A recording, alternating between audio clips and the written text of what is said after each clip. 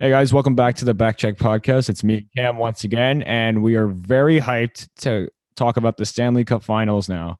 Steven Stamkos's Lightning versus Carey Price's Canadians. If you like our content, make sure you subscribe to our channel, and if you hit that like button, make us very happy. Also, turn on the notification so you know when we upload our next videos. Thank you so much, and enjoy this video. Now, let's talk about what's going on here. First of all, it's been a long, long season. Um, which is kind of funny because it was less games. It was 56 games compared to the regular 82, but we're glad that it all happened. The NHL figured a way to pull it out. And, compared to last year in August when they all were in the bubble, much, much better.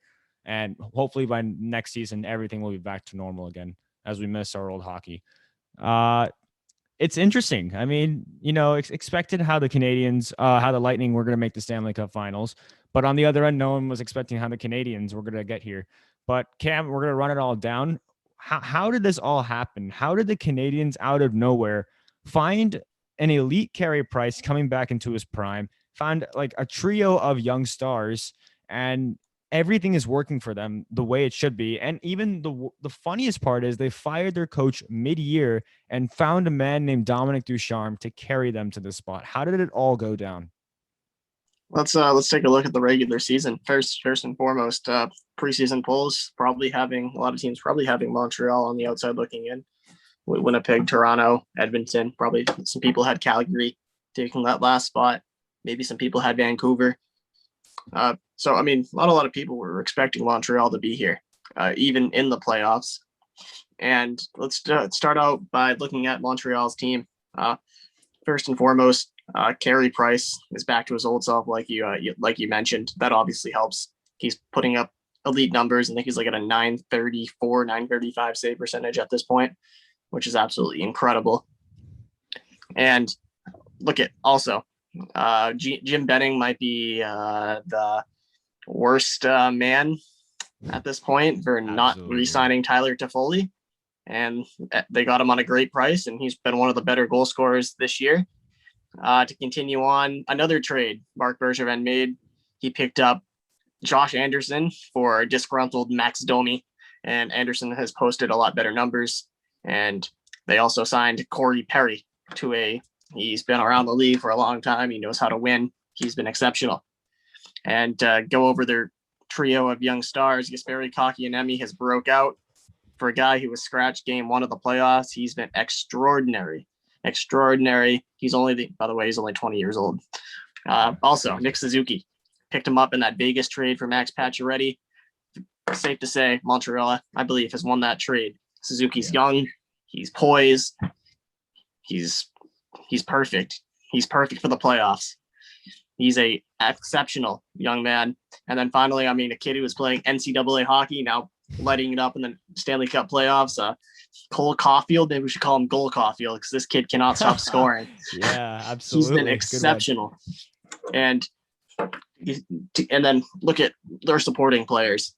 Arturi Lehkonen scores a game-winning goal. Talk about depth. We need depth in the playoffs. Joel Armia, he's going to be out for game 1 and game 2 on the COVID list, but he's been good. Underrated.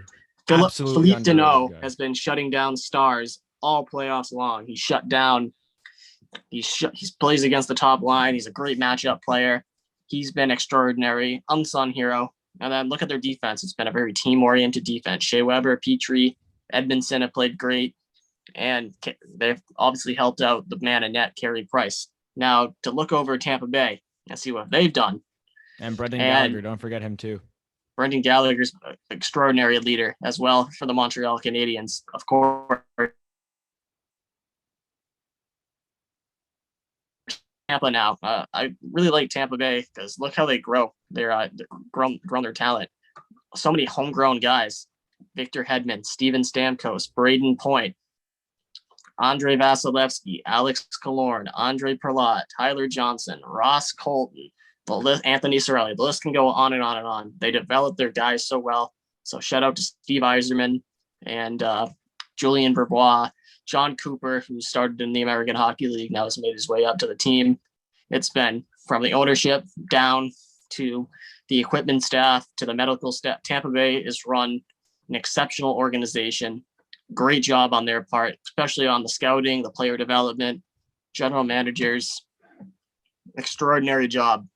And can't forget about Nikita Kucherov as well. I mean, he was a second round pick. So Tampa Bay has been, and now everybody's expecting this team. You know, they're expected to be the best, and they got their best guys showing up when it matters most. Braden Point, I mean, incredible. Andre Vasilevsky never fails.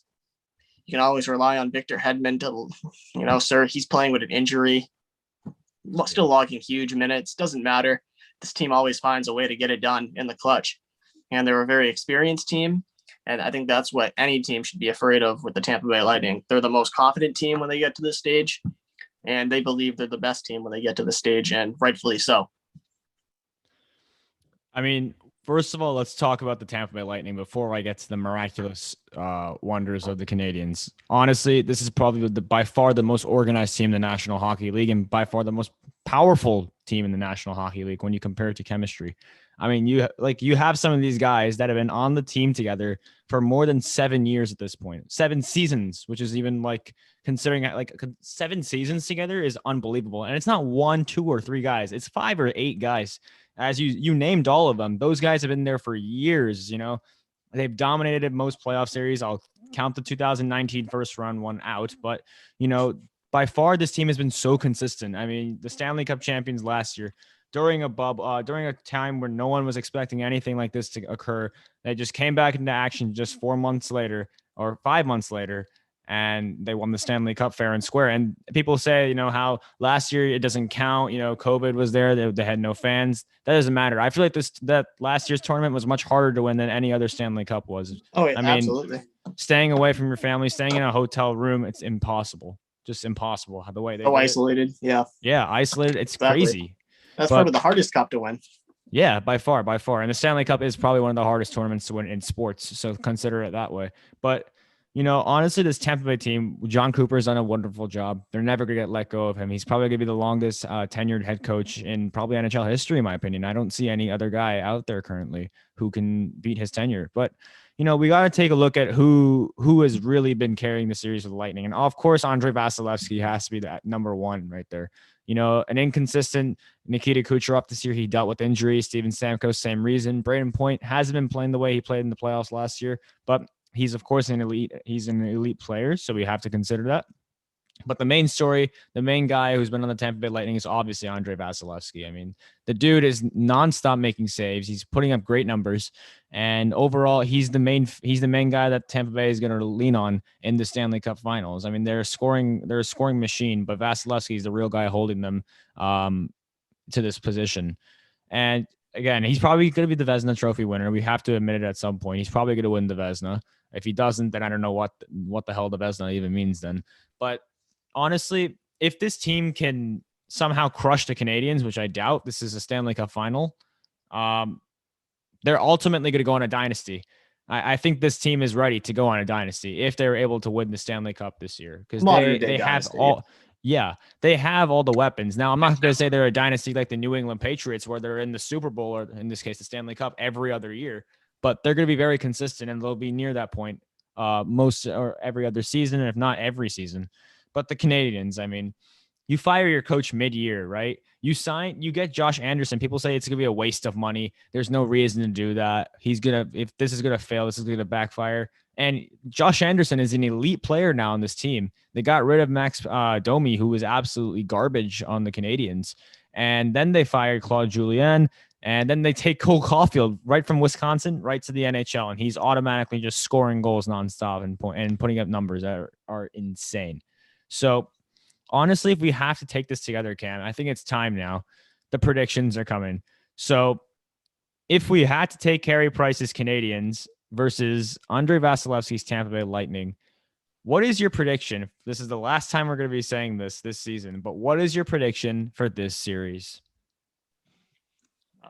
Well, man, this is hard because everybody's counting out Montreal. Okay, obviously, they've been counting them out since round 1 versus Toronto. We both did. Round 2 versus Winnipeg. We both did. And round 3, I think we had Vegas sweeping them on or something like that. I honestly didn't think they were going to get by Vegas, but here we are. And everybody's still saying the same thing, which is fair.